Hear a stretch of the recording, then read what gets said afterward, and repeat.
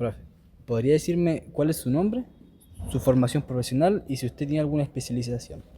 Bueno, mi nombre es Francisco Vera Barriga, soy titulado de kinesiólogo de la Pontificia Universidad Católica Valparaíso y sí, he tenido cursos de especialización. El más importante es el magíster en neurorehabilitación que lo cursé en la Universidad Andrés Bello. Profe, usted en su área de trabajo principal, ¿cuál es su área de trabajo principal dentro de los centros que usted ha estado? Mira, actualmente yo me encuentro trabajando al 100% en universidad, específicamente en asignaturas muy afines al magíster. Y trabajé prácticamente 16, 17 años con niños con discapacidad cognitiva y trastorno motor. ¿Ya? Trabajé en una fundación sin fines de lucro. ¿Usted nos podría decir el nombre de esa fundación? Sí, claro, se llama Fundación Cobanil, Ujú. es una fundación con presencia nacional y que se encarga justamente de la educación de niños con situación de discapacidad cognitiva principalmente. Pero en la mayoría de sus centros presentan niños con trastorno motor y sensorial. Y ahí es donde yo finalmente tuve mi granito de arena, mi participación con ellos.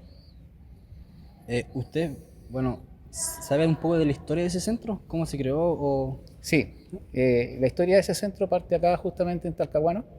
Esto partió justamente con las esposas de marinos de altos mandos que vieron que existía en esos tiempos una fundación encargada de la rehabilitación motora, pero estaban quedando al descuido los niños con discapacidad cognitiva. Mm, Entonces apareció un grupo de voluntarias, que son voluntarias de Talcahuano, que finalmente decidieron emprender este proyecto de formar escuelas. Entonces ellos formaron escuelas, pero también en el camino formaron hogares de niños. Entonces tuvieron ellas la posibilidad de formar una institución que se encargaba del cuidado de niños que de alguna forma habían sido vulnerados en sus derechos como personas, y por otro lado tuvieron la posibilidad también de abrir escuelas. ¿Ya? O sea, finalmente la fundación primero abrió escuelas y después abrió los hogares, viendo claro, la necesidad que tienen estos niños.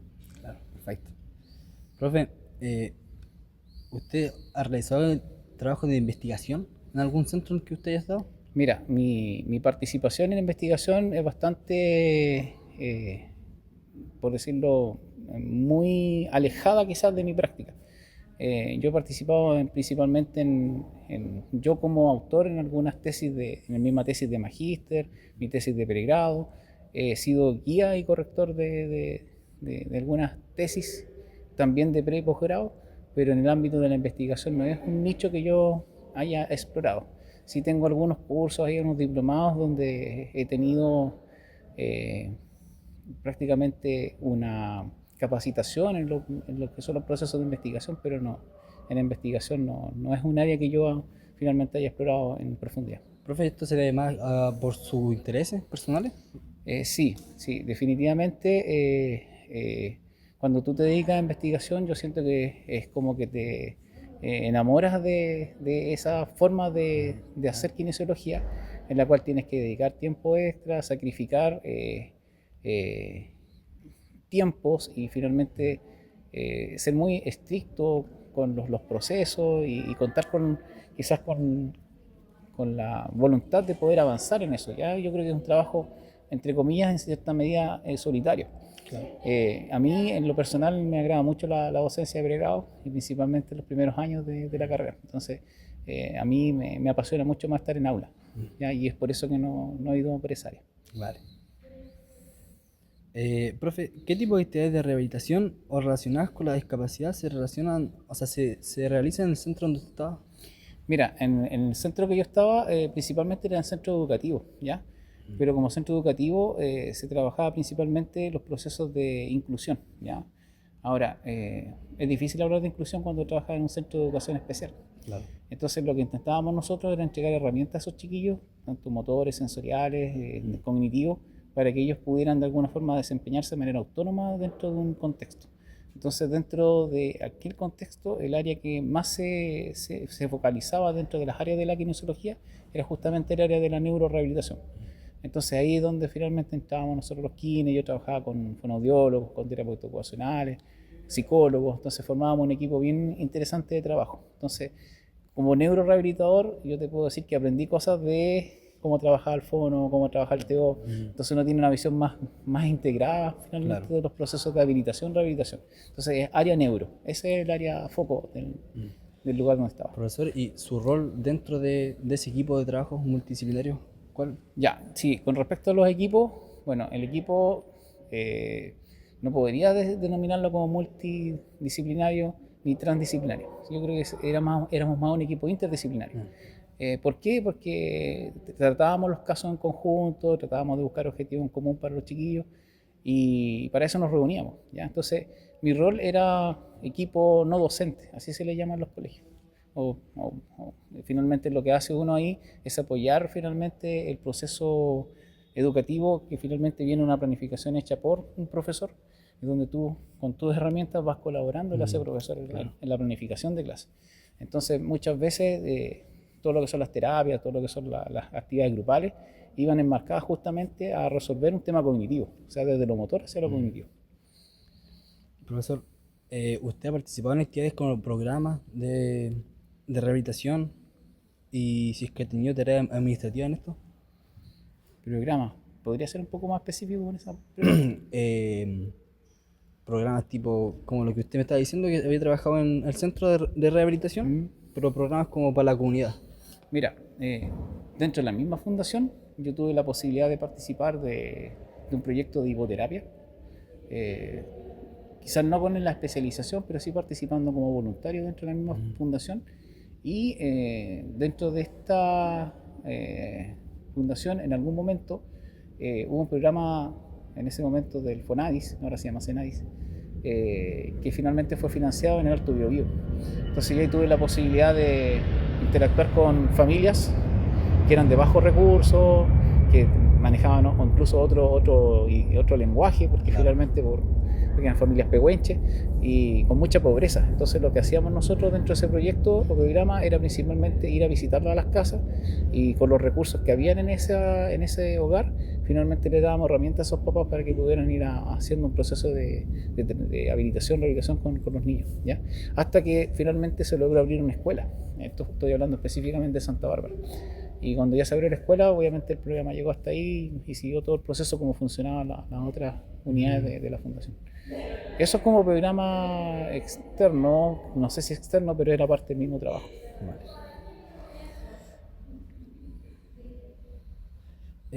En los centros que usted ha trabajado como kinesiólogo, ¿de qué forma usted ve que se promueve el respeto, el derecho humano y la inclusión? Bueno, la inclusión es un proceso bien complejo, porque la inclusión, si bien es cierto, es concientizar a las personas de que la discapacidad está y que hay que convivir con ella. Finalmente también hay un proceso en el cual la persona tiene que sentir la necesidad de ser incluido, ¿ya? Entonces muchas veces tú estás de alguna forma intentando incluir, pero la persona no te permite, ¿ya? En instituciones, en otras instituciones que he participado, he tenido chicos con capacidades diferentes, en las cuales no buscan eso, no buscan. Entonces el enfoque de derecho propiamente tal finalmente pasa por el respeto mutuo, por entender esa diferencia, por finalmente dar oportunidades, ¿ya? Y finalmente compartir opiniones, ¿ya? Y de alguna forma hacer consciente a la otra persona que es tan importante todas las opiniones y finalmente todas las formas de ser, ¿ya? Entonces desde ahí se respeta, ¿ya? Claro. ¿Mm?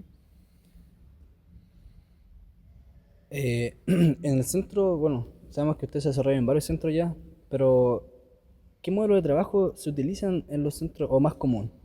Y si es que se trabaja con derivaciones o hay reuniones de equipo, seguimientos del caso. Ya, mira, yo te puedo decir que prácticamente mi único centro de trabajo fue la fundación. Nosotros trabajamos en reuniones de equipos semanales, nosotros teníamos que hacer trabajo, informes, hacer planificaciones en conjunto con las profesoras, entregar reportes de atención. ¿Me puedes repetir la pregunta, por favor? Sí, sí. El modelo de trabajo que se utilizan en los centros. Se trabaja con Ya, derivaciones, sigue reuniones de ya. equipo. El modelo de funcionamiento que tenía el colegio es el modelo ecológico. ¿Ya? El modelo ecológico lo que plantea es el trabajo desde el entorno, desde los ambientes. Entonces hay que trabajar con la comunidad educativa, hay que trabajar con el contexto familiar, hay que trabajar, bueno, los profesionales que estábamos ahí. Entonces finalmente se van estableciendo las redes Claro, que finalmente son de apoyo. que de redes de ¿Ya? apoyo. Entonces, antiguamente, no sé si actualmente seguirá con el mismo nombre, pero nosotros trabajamos finalmente este modelo de apoyos, ¿ya? En discapacidad cognitiva, ¿ya? Por eso se llama así, pero trabajábamos desde una perspectiva educativa, el modelo ecológico.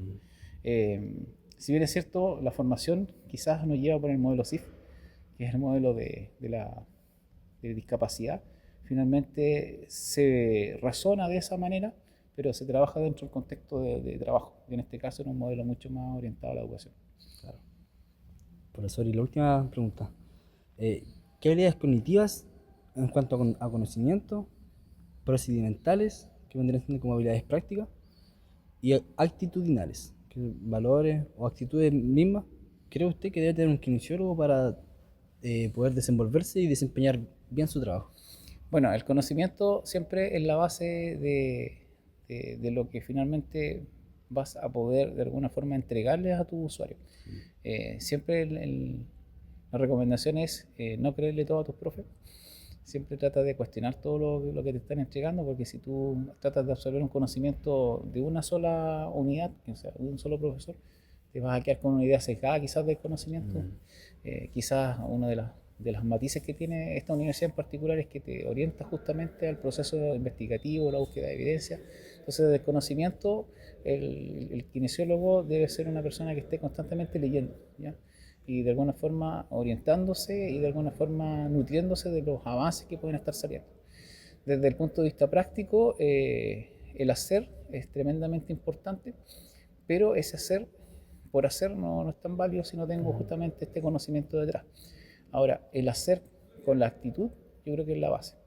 ¿Qué significa esto? Que siempre tienes que estar con la empatía, que es algo que nosotros siempre tratamos de expresar, tratar de entender al otro, ¿ya? Por los procesos que finalmente está enfrentando y entender de que finalmente uno puede estar, ¿cierto?, muy aproblemado con muchas situaciones, pero finalmente tiene que empatizar con la dificultad del que te viene a pedir ayuda.